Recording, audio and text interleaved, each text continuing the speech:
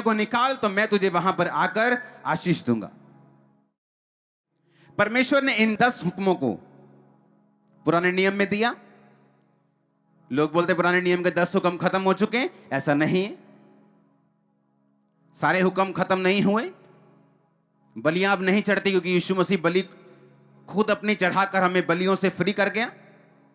विश्राम दान दिन हम अब नहीं मनाते क्योंकि यीशु मसीह के जी उठने के बाद वो शनिवार की बजाय संडे हो गया, ग्रेस का दिन हो गया।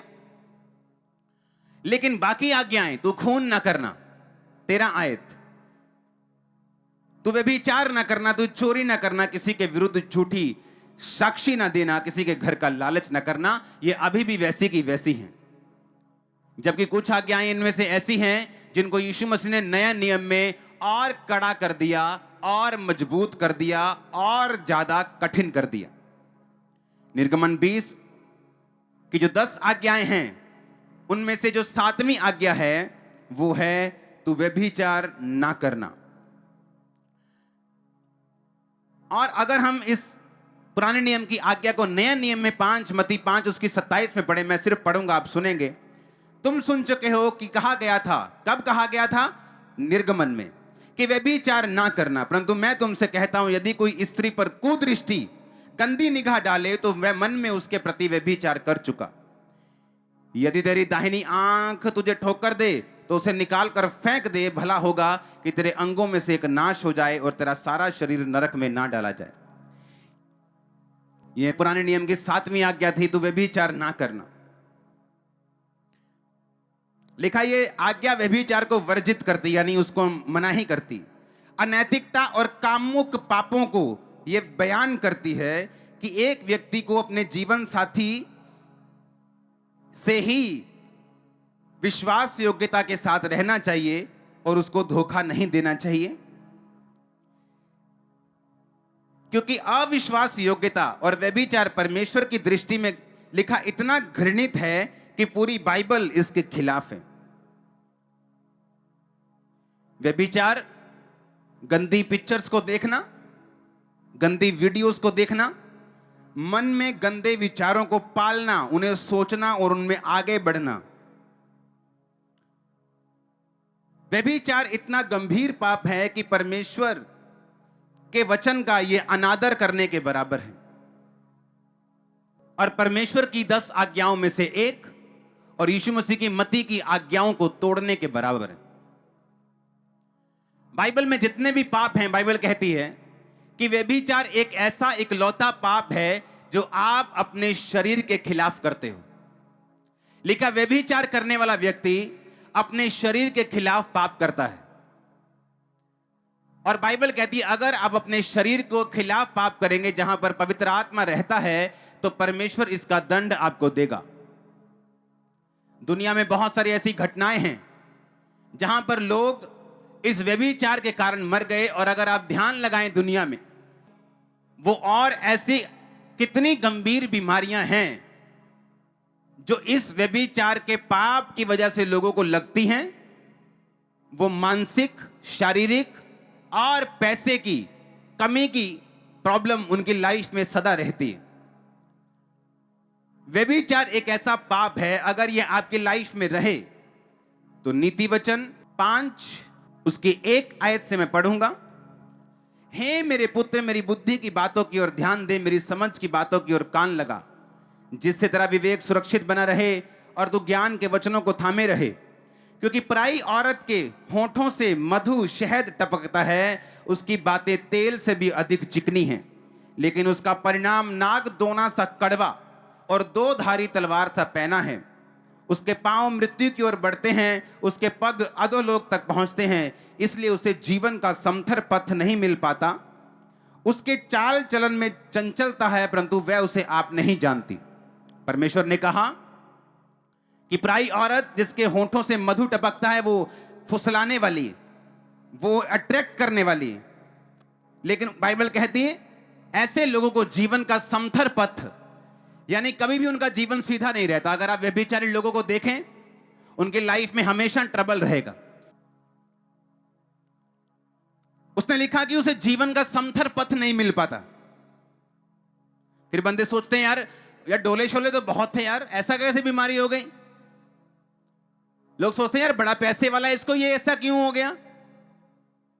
लेकिन बाइबल कहती जो व्यभिचार में हैं उनको जीवन का सीधा रास्ता कभी नहीं मिल पाता। वो अपने बिजनेस में कभी सेट नहीं होते क्योंकि सीधा रास्ता बाइबल होने नहीं देती। वो अपने परिवार में सीधे नहीं हो पाते, अपनी सेहत में सीधे नहीं हो पाते, अपनी सेवकाई में तक में सीधे नहीं हो पाते। ऐसी सेवकाई हैं जो बढ़ा ली मसे से, लेकिन करेक्टर ना होने की वजह से उन्हें गवा दिया। क्या चाहते हैं परमेश्वर? ऐसा कि आप 10 साल चर्च आए, मसा कमाएं, सामर्थ कमाएं, इज्जत कमाएं और एक पाप में अपना सारा कुछ गवा दें।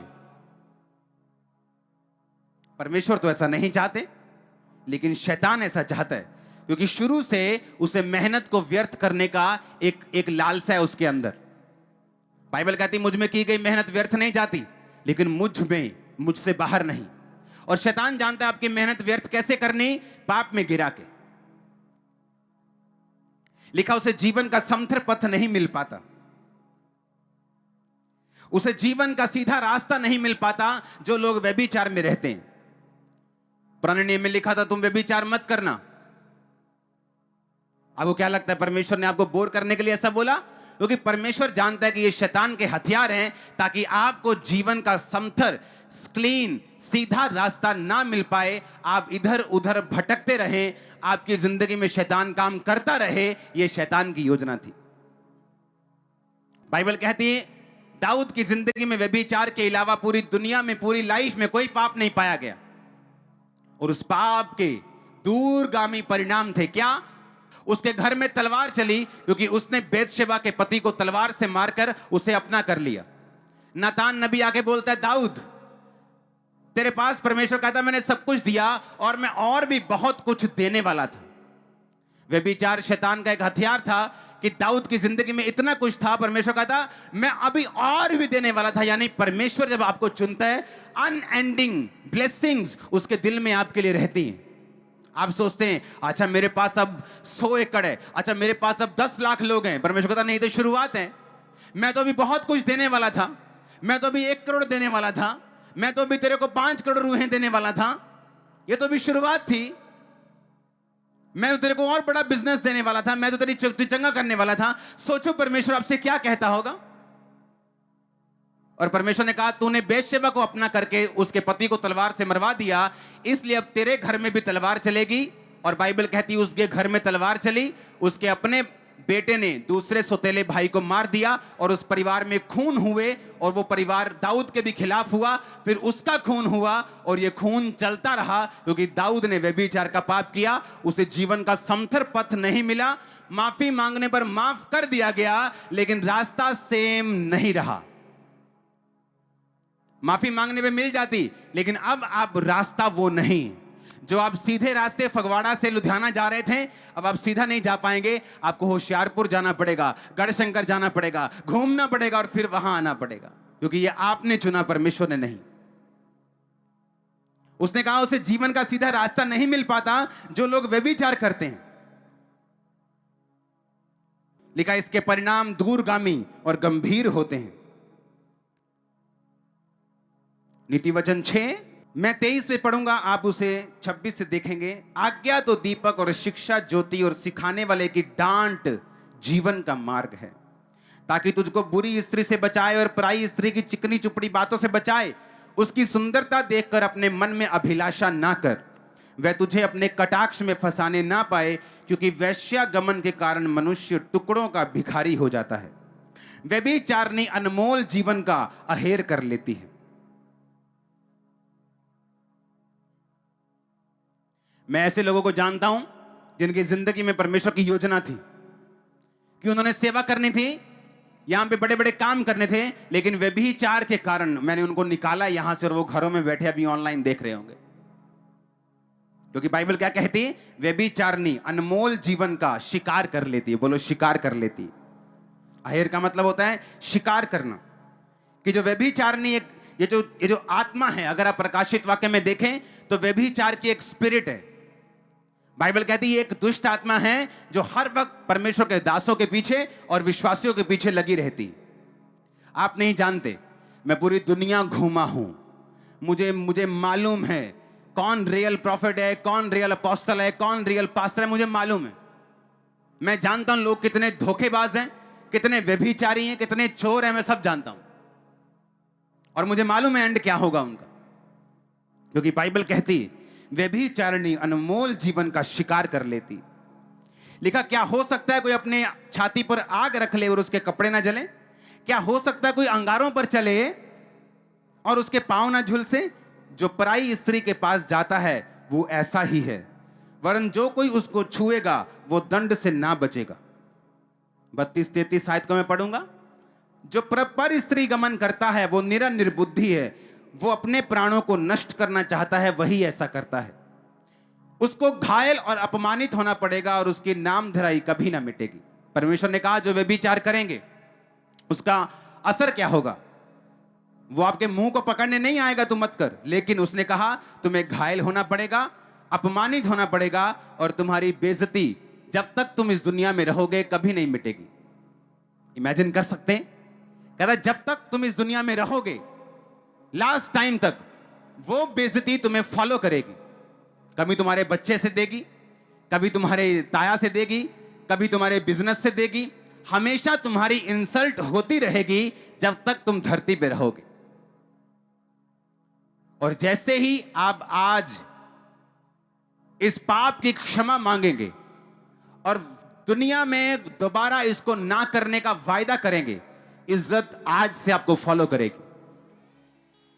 आप चाहे क्रिश्चियन हो, चाहे नॉन क्रिश्चियन हो, चाहे नए हो चाहे पुराने हो, परमेश्वर सेकंड चांस देने वाला परमेश्वर।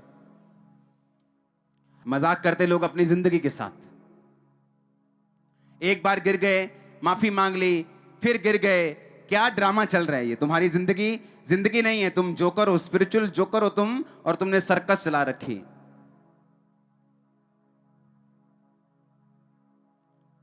नए नियम में पौलुस कहता तुम घमंड करते हो कि ऐसा व्यक्ति हमारे बीच में, इसकी 5 गर्लफ्रेंड्स हैं, वाह।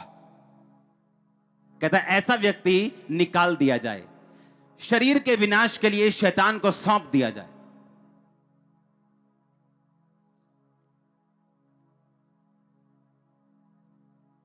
एक लड़के आए क्वायर में, मेरे से गलती हो गई, माफ कर दो, मैं प्रभु की सेवा चाहती हूं। ठीक है, जो हो गया ठीक है, आ जाओ, ठीक है। 2-4 महीने में फिर उसी पाप में, बोला अब नहीं रखूंगा क्वायर में, क्योंकि अब ये जानबूझ के की गई गलती और आउट करना पड़ा। क्योंकि ये एक ऐसा पाप है जो आपकी फायर को खत्म कर देगा, लाइफ का समथर पथ आपको लेने नहीं देगा,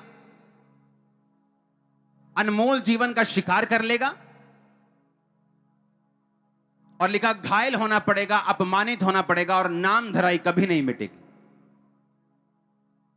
दाऊद इस दुनिया में जब तक रहा, उस पाप के बाद उस पाप ने उसका पीछा किया, उसको माफी मिल गई, परमेश्वर ने उसको साथ दे दिया अपना, पर बाइबल कहती उसके लाइफ के एंड टाइम तक उसके बेटे, उसके कई बेटे उसके खिलाफ रहे, सुलेमान के भी खिलाफ रहे। कितने मेरी बात को समझ रहे हैं? और जब इस तरह की पवित्रता ही हमारी जिंदगी में फॉलो करती, और अगर हम अनमैरिड हैं, हम मैरिज का वेट करेंगे, अगर मैरिड हैं तो मैरिज में ईमानदार रहेंगे अपने पार्टनर से, तो समझ लो आपके फिर गुड डेज, बेस्ट डेज शुरू हो चुके हैं।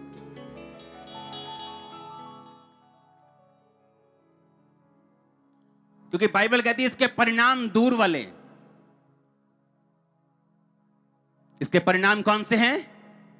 दूरगामी और गंभीर।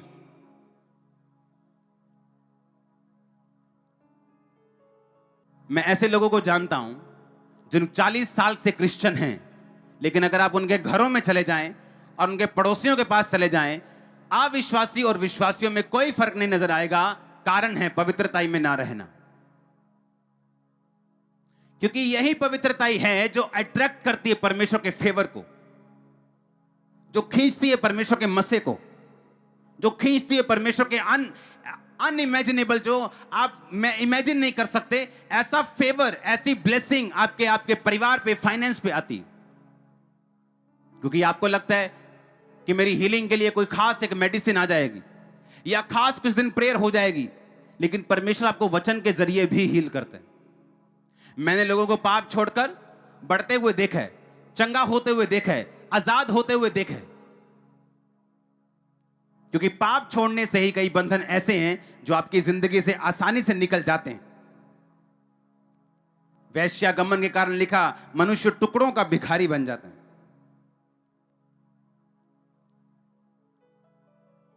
बाइबल कहती है पर स्त्री गमन करने वाले, जादू करने वाले, टोना करने वाले, व्यभिचार करने वाले परमेश्वर के राज्य के वारिस नहीं होंगे। अगर जिंदगी में लंबा जाना है तो आपको इस तरह की पवित्रता ही अपनी जिंदगी में फॉलो करनी पड़ेगी। अपने पड़ोसी को बोलो, बोलो पवित्र बन।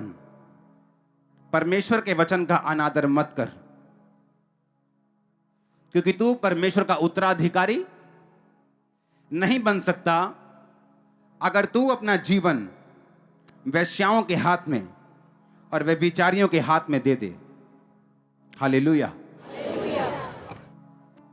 उसने कहा व्यभिचारिणी अनमोल जीवन का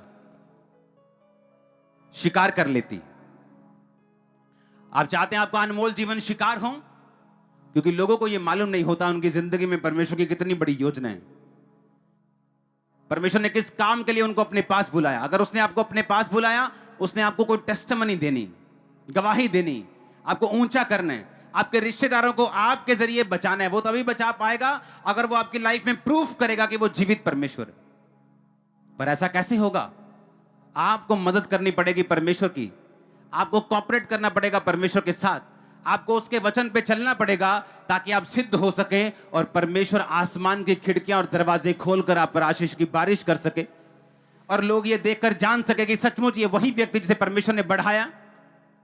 आपका चरित्र आपके लिए सबसे बड़ी प्रोफेसी। आप मुझे अपना चरित्र बताओ, मैं आपको आपका फ्यूचर बता सकता हूं। आपका कैरेक्टर आपकी सबसे बड़ी प्रोफेसी, आपका चरित्र आपकी सबसे बड़ी प्रोफेसी। बाइबल कहती है याकूब जब अपने बेटों को आशीर्वाद देने लगा तो सब बेटों को बुलाया और उनके चरित्र के हिसाब से उनको प्रोफेटिक वर्ड्स दिए। जो कुछ उन्होंने पास्ट में किया उसका असर हुआ, चाहे अच्छा किया तो अच्छा, बुरा किया तो बुरा। परमेश्वर माफ करने वाला परमेश्वर है। इसका मतलब यह नहीं कि आप बार बार गुनाह करें, वो माफ करने वाला परमेश्वर है। इसकी गंभीरता को समझते हुए, इसकी वैल्यू को समझते हुए आगे से हम पाप ना करें। बाइबल कहती, इमेजिन करो एक 18 साल का लड़का, एक 17 साल की लड़की, बॉयफ्रेंड गर्लफ्रेंड है आपस में, और यही वो टाइम था जब परमेश्वर ने गाइड करना था कि बेटा तू इधर जा, तू इंजीनियर नहीं बनेगा, तू सीए में जाएगा, तू अकाउंटेंट बनेगा, क्योंकि तेरी प्लानिंग, प्रभु की मेरी प्लानिंग तेरी जिंदगी में ये है। पर वो किसी से प्रभावित है, वो उसे लगता है कि मैं इंजीनियर बन जाऊंगा और मैं सीधा गूगल में जाऊंगा जॉब करने के लिए, लेकिन इसके लिए वो चुना नहीं गया। मालूम कैसे हो? मालूम तब होगा जब परमेश्वर उससे बात करेंगे। लेकिन उसी टाइम पे जब परमेश्वर ने बात करनी थी, शैतान को मालूम है कि परमेश्वर इससे बात करेंगे और अगर मैं इसके पाप में फंसा के इसके कानों को मोटा कर दूंगा तो ये परमेश्वर की बात को सुन नहीं पाएगा। और इसलिए बाइबल कहती व्यभिचारिणी अनमोल जीवन का अहेर कर लेती। अब वो बंदा क्या कर रहा है? इंजीनियरिंग कर रहा है, मार्क्स भी अच्छे आ रहे हैं, लेकिन फिर भी लाइफ में ब्लेसिंग नहीं। क्यों? क्योंकि वो बना नहीं है उस काम के लिए, वो बना है किसी और काम के लिए। और वो बताएगा कौन? बताएगा परमेश्वर का आत्मा। वो बताएगा कब? जब हम सिद्धता में चलेंगे और परमेश्वर के वचन को तोड़ेंगे नहीं। इमेजिन करो, शादी करनी है 30 साल में, 18 साल में उस बॉयफ्रेंड की जरूरत क्या है? वो 12 साल तुम उसके भाई बन के रहोगे, जिथे आएगी उथे जाना, ट्यूशन से चली गई हैं, अच्छा घर आ गई हैं, अच्छा रोटी खा ली है, पानी पी लिया, क्या ड्रामा लगाया हुआ है। अब तेरे बनने का टाइम और शैतान तुझे बिगाड़ रहा है। और जब तब बन गए और जब मैरिज का टाइम होगा, परमेश्वर उस हिसाब से तुम्हें आपका पार्टनर देगा जो उस विजन को आगे लेके जाएगा, बल्कि पीछे खींचने वाला नहीं होगा। हर एक चीज टाइम पर अच्छी लगती, जिस दिन आपने घर की नींव डाली थी उसी दिन फ्रिज ले आओ और घर के बाहर खड़ा कर दो और बहस करो, फ्रिज नहीं चाहिए क्या पाजी? चाहिए नहीं फ्रिज, ठंडा पानी नहीं पीना ही। उसी दिन घर के बाहर एसी लगा दो, बोलो ले चाहिए नहीं एसी, करनी गर्मी है। पहले घर तो बनाओ, एसी लगाने का टाइम आएगा वो भी लगेगा ना, जब फ्रिज लगाने का टाइम आया लग जाएगा। घर बना नहीं लेकिन एसी फ्रिज खरीद लिया, और जब तक घर बनेगा उसकी कबाड़ हालत हो चुकी होगी धूप में रह रहे। आपको क्या चाहिए? आपको क्या लगता है परमेश्वर से ज्यादा मालूम है आपको? और कब चाहिए? क्या आपको लगता है परमेश्वर से ज्यादा मालूम है आपको? आपको कब चाहिए और कितना चाहिए और कौन सा चाहिए वो राइट टाइम पर आपको देगा। आदम ने नहीं कहा मैं बड़ा कल्ला मैं प्रभु कुछ सोचता क्यों नहीं तू, वो काम कर रहा था जो परमेश्वर ने ठहराया। और बाइबल कहती है परमेश्वर ने देखा आदम मेरा काम कर रहा है, मैं इसके लिए सहायक बनाऊंगा। जब वो आपको देखेगा पवित्रताई में चलते, वो जान लेगा मुझे इसे बिजनेस देना जरूरी है, वो जान लेगा मुझे हीलिंग देना जरूरी है, वो जान लेगा मुझे कौन सी बात कब देनी है। सब बात टाइम पर आएंगी यीशु मसीह के नाम में। अगर आमीन हो चाहे चर्च।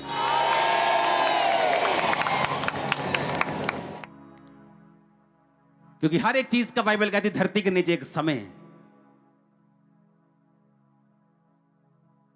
डायपर तभी अच्छे लगते जब बच्चा 6 महीने का हो, साल का हो। हर चीज समय पे अच्छी लगती, और जब टाइम आएगा आपकी लाइफ में ऐसा, तो परमेश्वर समय पर आपको हर एक चीज मुहैया करवाएगा। तब तक क्या करना? बाइबल कहती जो यहोवा की बाट जोहते वो नया बल प्राप्त करते जाएंगे, वो उकाबों के समान उड़ेंगे, दौड़ेंगे और श्रमित होंगे, चलेंगे और थकेंगे नहीं। जो यहोवा की बाट जोहते, कौन यहोवा की बाट जोहते हैं? कि मैरिज के लिए यहोवा की बाट जोहना, ब्रेक थ्रू के लिए यहोवा की बाट जोहना। वो जंगली गधे की तरह सूंघते नहीं फिरना, मैरिज कहां करें? लड़कियां सूंघते फिरो और लड़के सूंघते फिरो, कहां मिलेंगे? बाइबल कहती है यहोवा की बाट जोहना, वो तुझे तेरे बल को क्या करेगा? नया करेगा। जो यहोवा का इंतजार करते हैं उनका बल नया करता, वो काबों के समान उड़ेंगे। सुनो, दूसरे दौड़ेंगे थक जाएंगे, कहता तू दौड़ेगा और थकेगा नहीं, श्रमित नहीं होगा। मैंने एक्साइटेड फ्रेंड्स देखे, एक्साइटेड फ्रेंड्स जिनको शादी की इतनी एक्साइटमेंट थी, मैं देखकर हंसता था उनको। मैं बता नहीं सकता वो क्या क्या करते थे रूम में।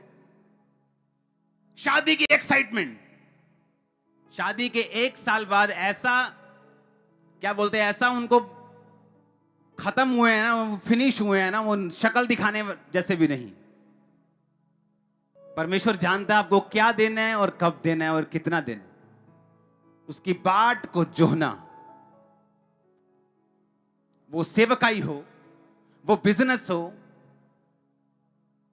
वो आपकी पर्सनल लाइफ हो, इंतजार को करना, प्रेयर के साथ आगे बढ़ना, जिंदगी का टेस्ट चेंज हो जाएगा। आप देखना कैसा क्या क्या होता है। और जब शैतानी डिस्ट्रैक्शन को हम अलाउ करते हैं, हम फालतू की फाइट्स को भी अलाउ करते हैं। वो फाइट्स परमेश्वर ने हमें नहीं दी, वो हमने खुद खरीदी, वो हमने खुद कमाई है, वो परमेश्वर के वचन को तोड़कर हमने खुद देखी।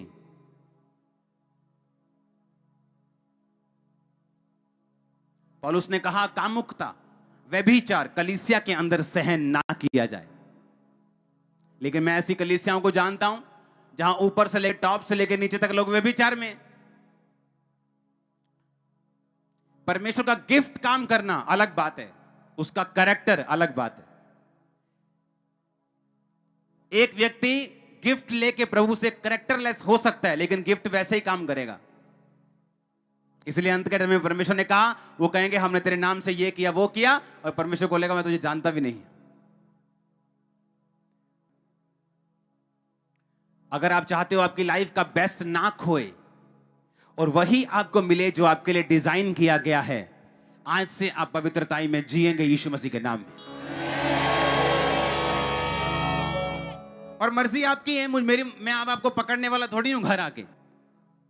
मैं आपको वचन दे सकता हूं, क्योंकि अगर मैं पीछा नहीं कर सकता, ये वचन आपका पीछा करेगा।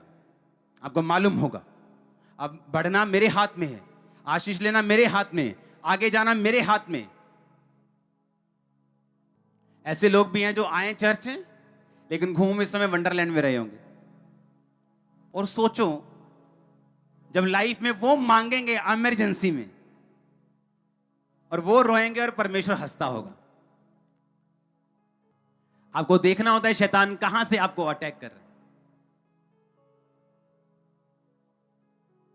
अपने शरीर के अपना चाल, अपनी ढाल इस तरह से बना के रखनी है कि आप किसी के लिए पाप का कारण ना हो। और अगर कोई आपको भरमाने की कोशिश करे तो आपको मालूम हो ये शिकार करने आया। बात छोटे होने की या बड़े होने की नहीं। बाइबल कहती दाऊद अपने परिवार का त्यागा हुआ बच्चा था, सबसे अलग थलग काम करने वाला, छोटू मोटू काम करने वाला, लेकिन प्रभु ने उसे चुना। पता है क्यों? पवित्रताई के कारण। उस जेल में भी यूसुफ छुड़ाया गया, क्यों? पवित्रताई के कारण।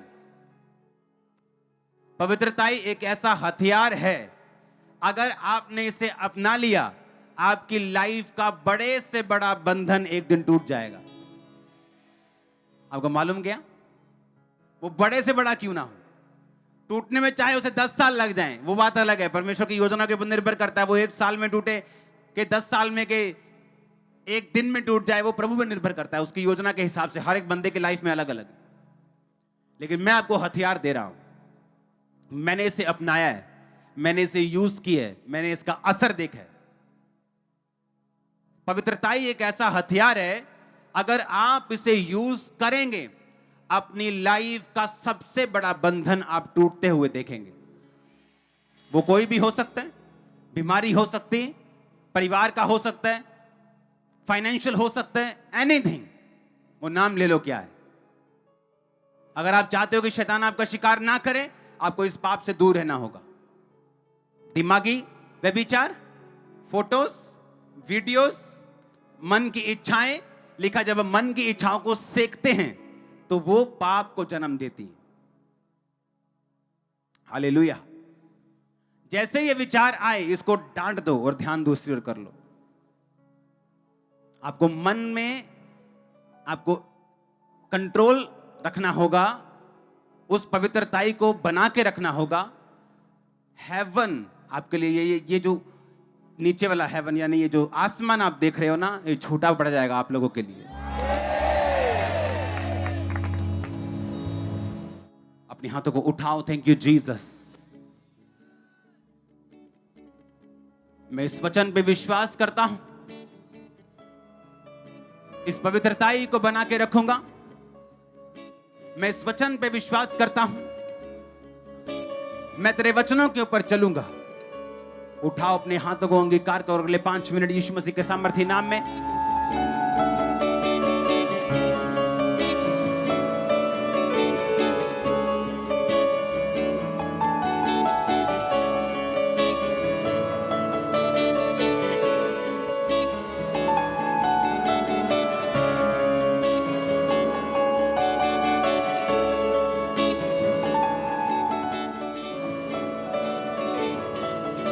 सुना मेरी बात। आप एक योद्धा की तरह चलें।